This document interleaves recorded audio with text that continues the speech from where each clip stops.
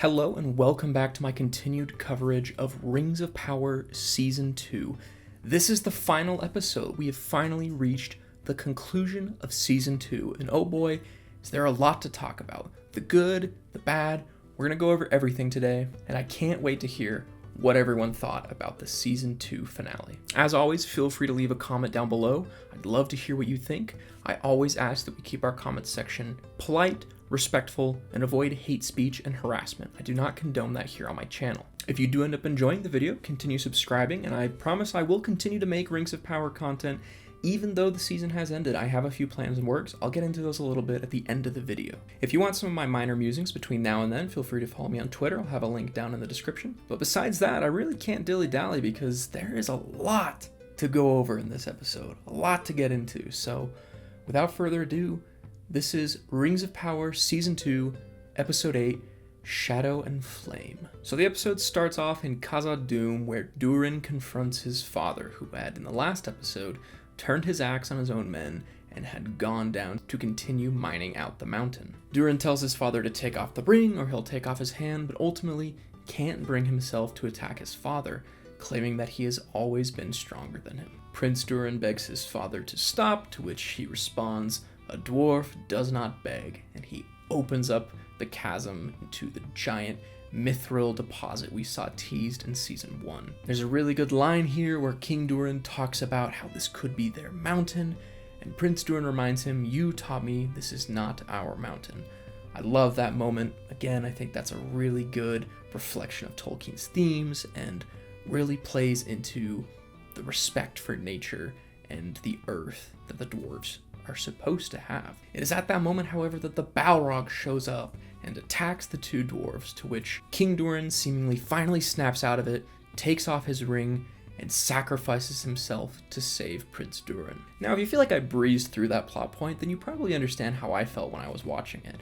I think this is a really cool, satisfying conclusion to the dwarf storyline this season.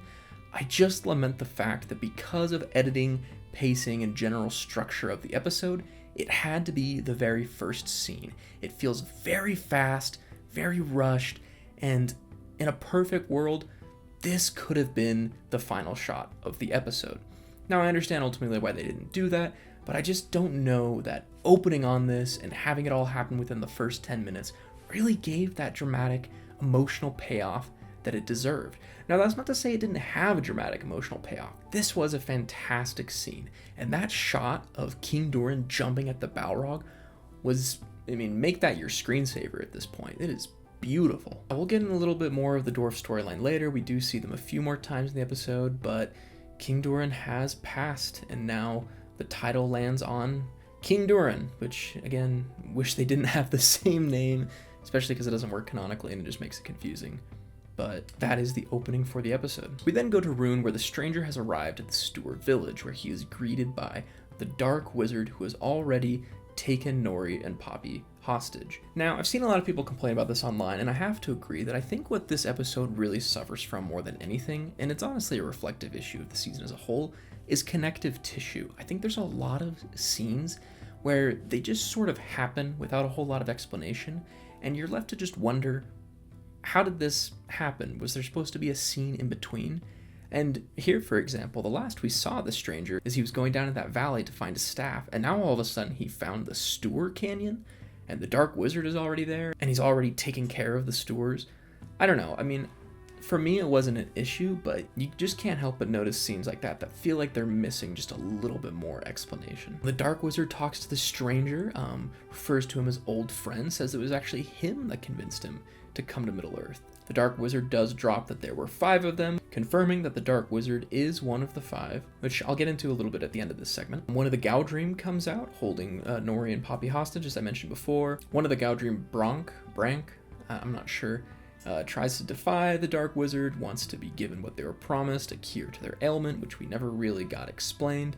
The Dark Wizard kills him, but not before he mentions that his people used to be kings, which I think feeds nicely into the theory that one of those Gowdream is going to end up being Khamul, the Easterling, which will become one of the 9 Ringwraiths. There is also a really good line in this segment where Nori talks about pity, and the Dark Wizard scolds her for having pity, saying, "Pity will not defeat Sauron," which I think is a really poignant line because, yes, pity absolutely is what defeated Sauron. The pity of Bilbo may rule the fates of all.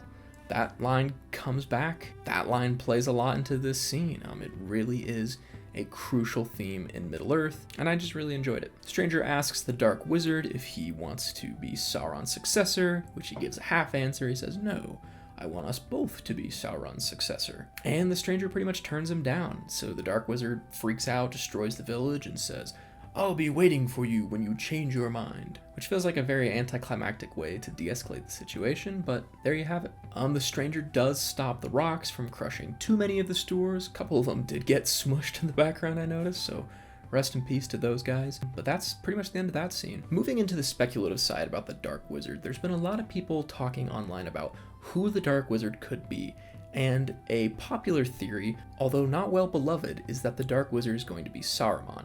He seems visually similar, he acts somewhat in line with how we know Saruman to act at the end of the Third Age, but this raises a number of problems for many important lore reasons. However, I did read earlier today before making this video, the showrunners made a comment about the Dark Wizard's identity, where they basically stated there is really no feasible way that this character will be Saruman.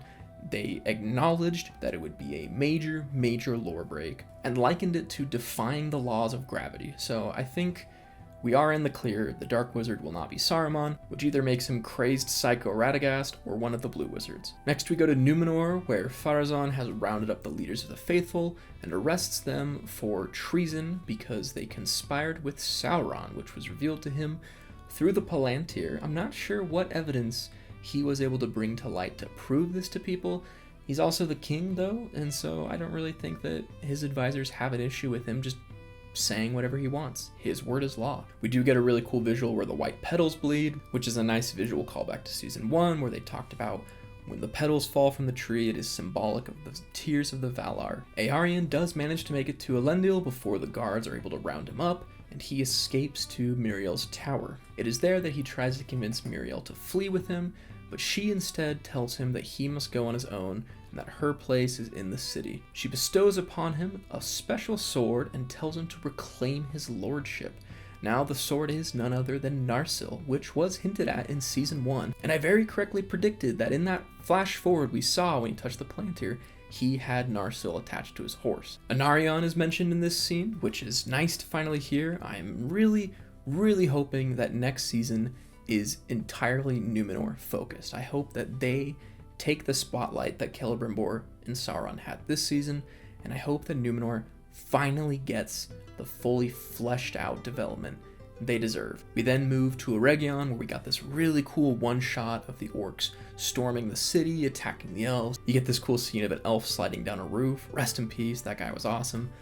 Galadriel tries to lead some of the women and children to safety as the city burns. They make it through one of the old dwarven tunnels, and Galadriel is ambushed by orcs, where she agrees to surrender to Adar in exchange for the 9 rings, which the orcs seemingly go along with.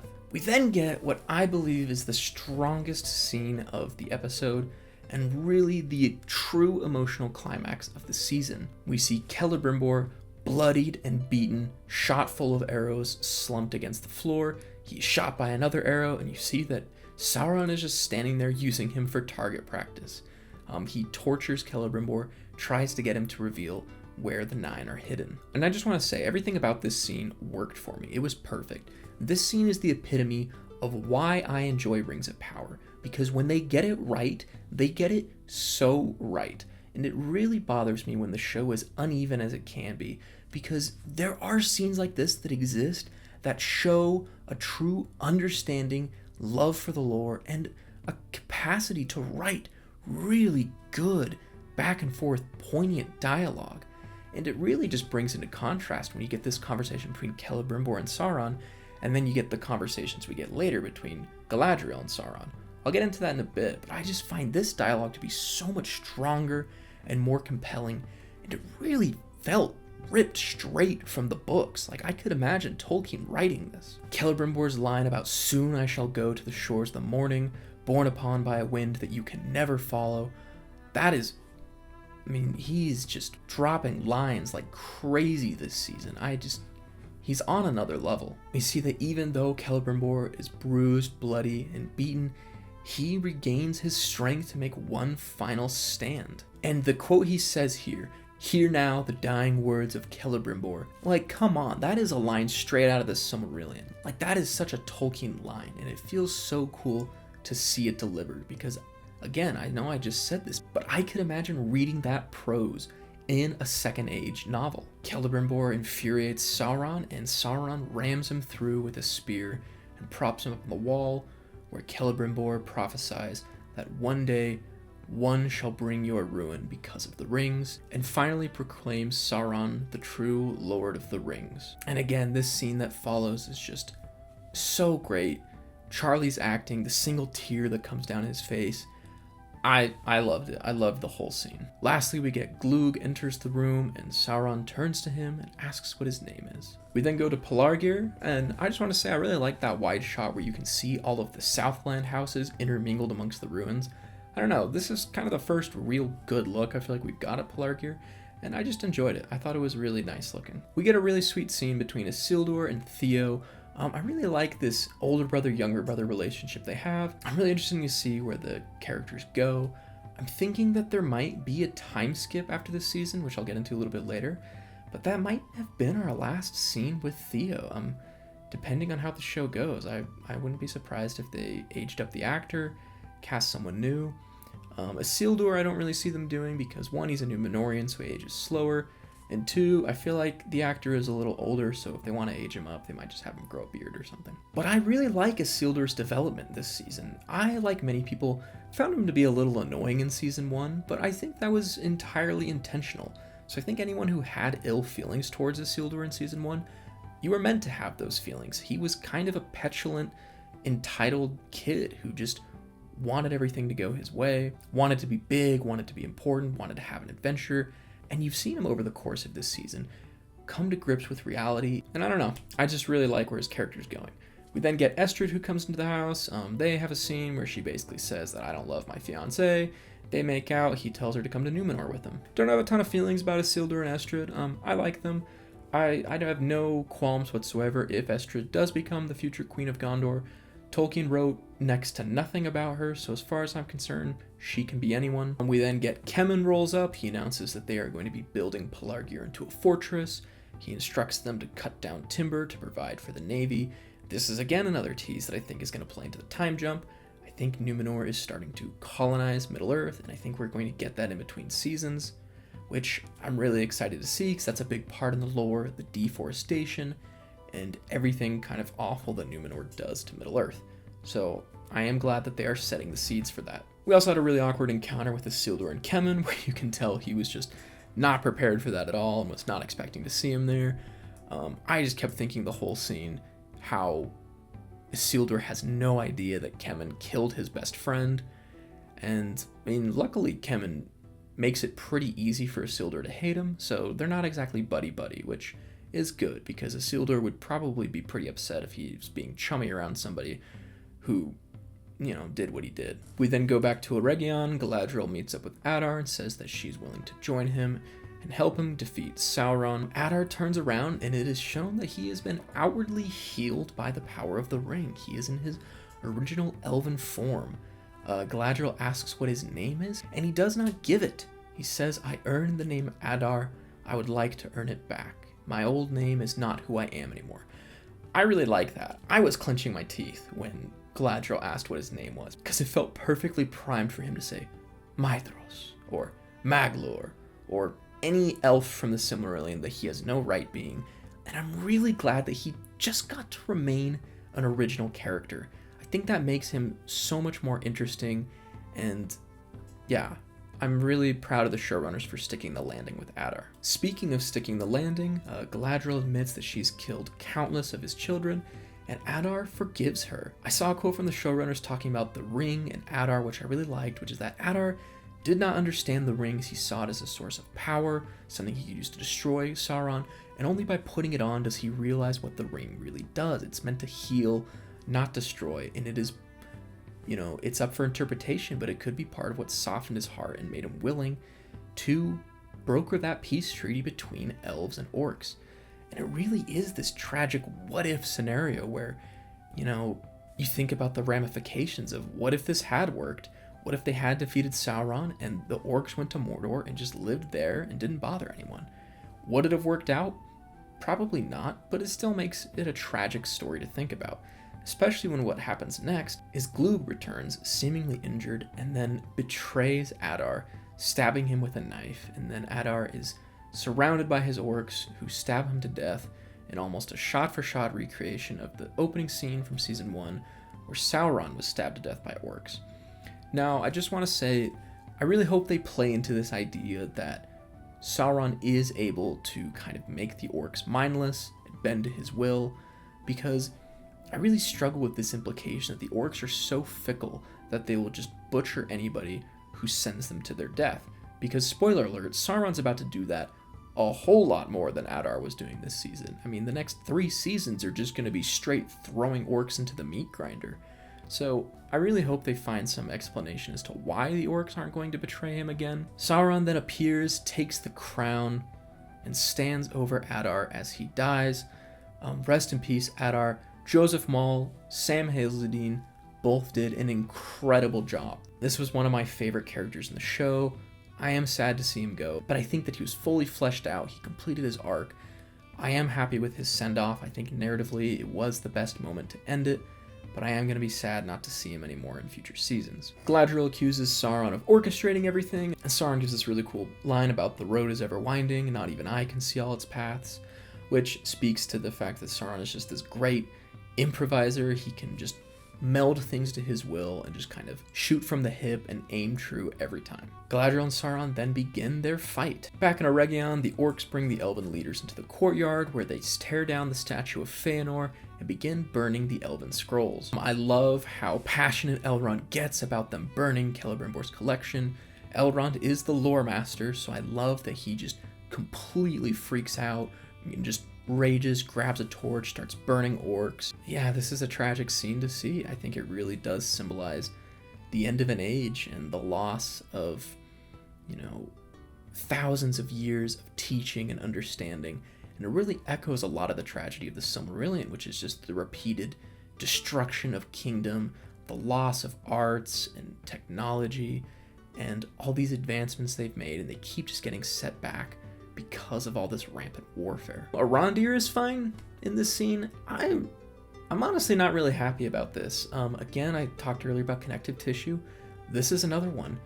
He got stabbed through by an arrow and by Adar's sword. Granted, we never really got a great visualization of where he was stabbed, but suffice it to say, he is not acting like he's even remotely injured, which I know in Season 1 he said, elves do not require healers because most of their wounds in their body heal of their own accord, but I feel like there's a missing scene where Gil-galad healed him with the ring or something, because I really can't explain how he's alright. I'm not going to complain about it too much because I like Arondir and I'm happy to have him back, but yeah, this felt really odd to me, especially with how many people online were genuinely concerned that he was dead last week. If you set it up like that, you can't just not answer it. I feel like it was a really unfortunate bait and switch. Galadriel's fight with Sauron continues. He uses a lot of illusions to kind of mess with her mind and trip her up. He has this line about, I can still see into your mind, the door is still open. Galadriel says, no, the door is shut, and kicks him. I've seen this echoed online a few places, but I really think it would have been a lot more impactful if instead you got the visualization of her saying the door is shut with the illusions stopping to really show that she has closed the door to her mind, and Sauron cannot enter it again. But regardless, the fight continues. I don't really have a ton to say about the choreography of this fight. I could take it or leave it either way. I do like that Sauron fights with the Crown of Morgoth. I think it makes for a fun set piece. Speaking of, that's the next thing, is that he stabs her with the Crown of Morgoth, which seems to be imbued with the same corrosive dark magic that the Morgul blades are made of. And Galadriel falls to the ground, where Sauron is able to sequester the 9 rings and complete his goals in Eregion. Another scene with no connective tissue, the dwarves show up inside the city. There is a wide shot where you can see them walking down the stairs, but again, I don't have a huge problem with this one. I think them showing up by surprise is fine. I love their crossbows, love their armor, I love the stone masks, the homage to the armor they wore in the Silmarillions to fight against dragons. I don't know, I enjoyed the scene a lot. Sauron tries to take the elven ring from Galadriel. She stands up, acts like she's going to give it to him, and then psychs him out and says, if you want to heal Middle-earth, heal yourself, and jumps off the cliff. Didn't love the line delivery, but she escaped Sauron, and he is pissed. Pissed enough that he kills Glug. I was watching it over a call with a friend of mine, and we both just let out an audible, no! When Glug died. It was really funny to see, because it just did not sync up with our reaction to any of the other character deaths this episode. I feel like Glug got the most emotional response out of us.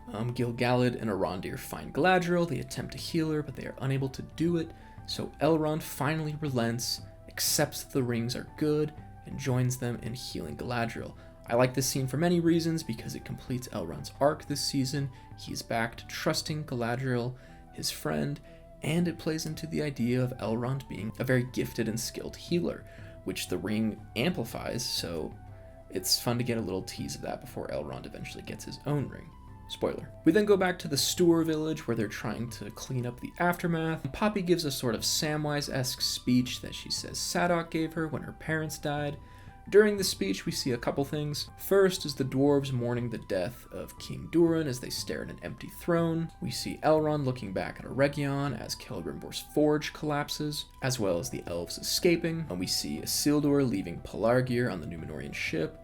Estrid has stayed behind. I genuinely don't know if they will continue her thread in a future season. Maybe, maybe not. We see that Miriel has been arrested and brought before Pharazôn.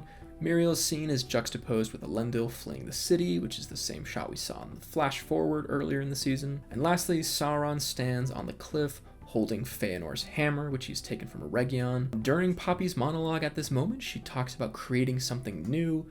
I think it is a very clear visual and audio cue teeing up the One Ring, which might be next season, might be season 4, we don't know yet, but that is the next step in Sauron's plan. With the canyon destroyed, the Stours now leave. Nori has taken up the role of guiding them since she has the most experience migrating.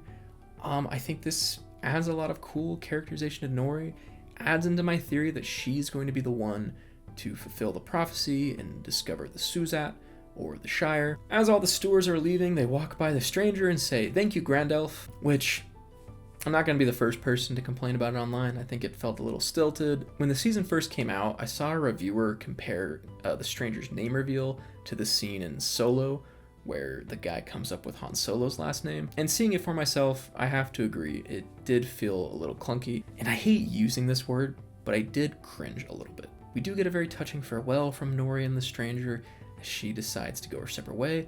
I'll admit, I didn't really see this coming. I thought that they were going to stick together, but apparently not. Again, I will say, I really do like these characters. I like their storyline. I don't have an issue with anything of that at all. Any issues I have about this mostly comes from the pacing or the way that it detracts from other storylines that I thought were more important to the overall narrative, that I wanted to see more of. It's a very personal thing.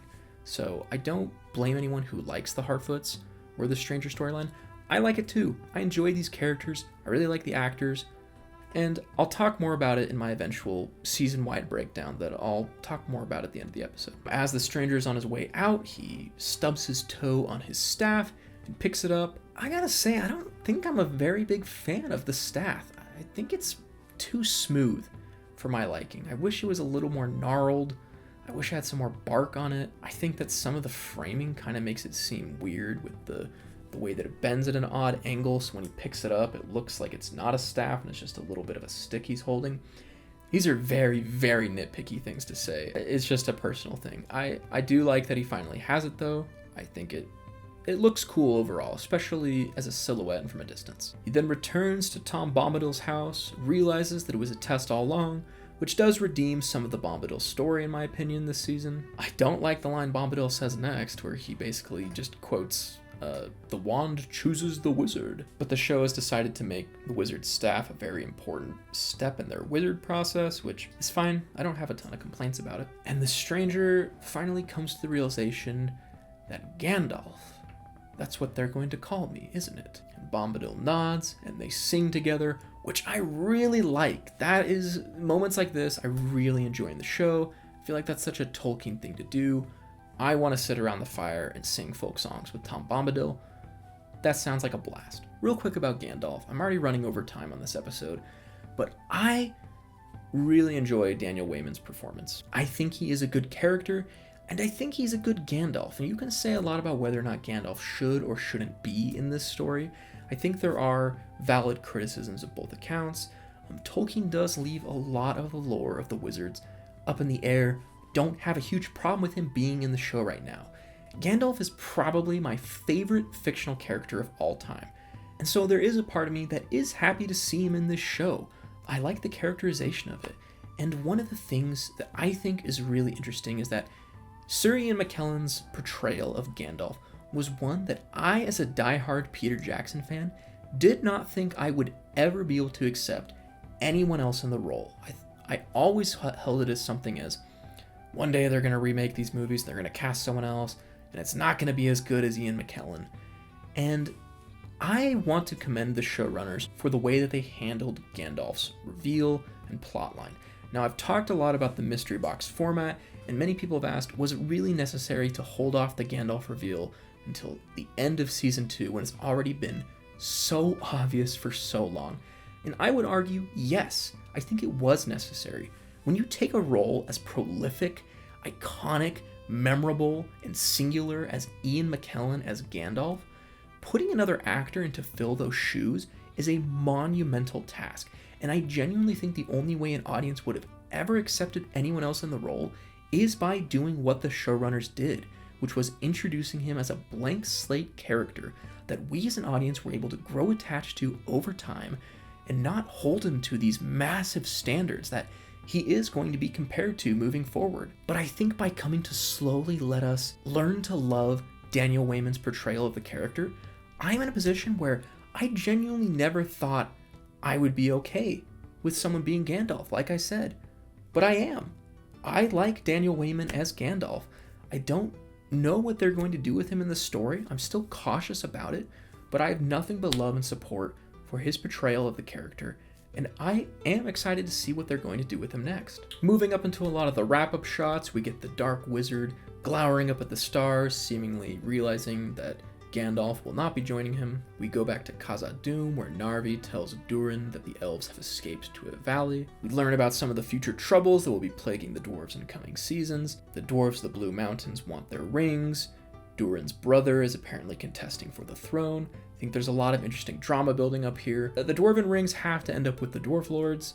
I'm gonna be upset if they never do that. So I don't think that things are going to end very well for Durin, at least not in the short run. Galadriel wakes up in a mysterious place. Gil-galad is standing over her. Elrond comes and gives her her ring back, reveals that they are in a secret valley protected by the magic of the elven rings. And for anyone who hasn't pieced it together, they are in the valley of Imladris, which will one day become Rivendell, the last homely house east of the sea. I just want to add, I saw somebody post this on Twitter, and I wholeheartedly concur, that I love that they based their depiction on Rivendell not on the Peter Jackson version, but on Tolkien's original drawings of the valley. I am always one to criticize when the show leans too much into Jackson callbacks. There were a lot in this episode. I purposely didn't bring any of them up because they frustrate me, and I don't really want to talk about them. But I love that they went for something so distinctly their own and yet so inherently Tolkien. I can't wait to see what Rivendell is going to look like when it's built up. This is yet another point that's leading into the timeline skip. I really do think we're going to fast forward at least a couple years and we're going to set up some of these kingdoms. Gil-galad mentions that Sauron's armies are still at large, roving over Eregion. I like that again. They're sticking to the lore, teeing up the war between elves and Sauron. There's a lot of cool stuff coming next season. I'm very excited for it. Galadriel recalls Celebrimbor's words about light overcoming darkness and not strength, and Gil-galad unsheaths his sword and rallies the elves that have escaped to the valley and inspires them with hope, which is very reminiscent to a lot of 80s sword and sorcery movies, which I love. But it's on that shot that season 2 comes to an end. Overall, I thought this was a really solid season. Yes, I agree that this was a massive improvement upon season 1, but I am not in the group that says that season 1 is bad because season 2 is good. Season 2 is good because season 1 did so much to lay the groundwork, and season 2 would not be what it was without season 1. I have conflicted opinions about some parts of the season. There were things I didn't like, there were things I didn't enjoy, but overall, I think this show is on an upwards trajectory, and I'm very pleased with how this season was played out. To me, the most important part of this season was the Celebrimbor-Annatar relationship, and they nailed it. That was the thing I cared more about anything going into this season, and so the fact that they delivered on it leaves me with very little to complain about in the grand scheme of things. This episode probably is the weakest of the back half of season 2. I think episodes 5, 6, and 7 were absolutely fantastic and some of the best of the show we've gotten, but I don't think the finale was bad by any metric. It was rushed, and I expected that going into it, but that's the problem when you have a lot of plot lines to cover. This is a concern I do have about moving into season 3. It feels like for every plot line that shut down, another one opened up or will be opened up in the next season. Again, Gandalf and Nori, it still feels really weird to be able to call them that, but Gandalf and Nori splitting up spells doom for me because I don't know if that means either A, they're going to skip out on the Harfoots for the next season and then meet up with them again in season 4, or B, we're going to have the Rhun storyline basically be effectively split into 2 for the entirety of season 3. Because those few episodes in this season where Nori and Gandalf were separated were when I felt like the pacing was at its weakest. Overall, I would rate the final episode a 7 out of 10. Now moving forward, this is the end of my discussion series. If you've made it to the end of this video, you're my hero. Thank you so much. I appreciate everyone who has supported me making these videos. I have brought down my production quality a fair bit to try and get these out every week, but I've had a lot of fun making them. So much fun talking about the series, but I'm not done yet. I would like to make a retrospective video similar to my previous In Defense of Rings of Power video, but this time about season 2 as a whole. I want this video to be a little more scripted out, shot, edited, and just put more effort into it to deliver a more concise, finished, streamlined product for you that isn't just me rambling in front of the camera for 40 plus minutes. I don't know when this video will be coming out. I want to put a lot of effort into it, but hopefully it won't be too long of a wait. Again, thank you to everyone who has joined the channel recently, and if you enjoyed the video and enjoy the commentary, please consider subscribing as I will continue to make this style of content moving forward. But with that being said, good luck to everyone. It is going to probably be another long 2-year wait. So let's all promise to keep each other company in that meantime, and I promise I'll try to keep putting content out and providing a space where we can come together, discuss the show in a critical, thoughtful way that doesn't detract, degrade, demoralize, or bully anybody who dislikes or likes the show. Thank you again so much for watching, and I will see you next time.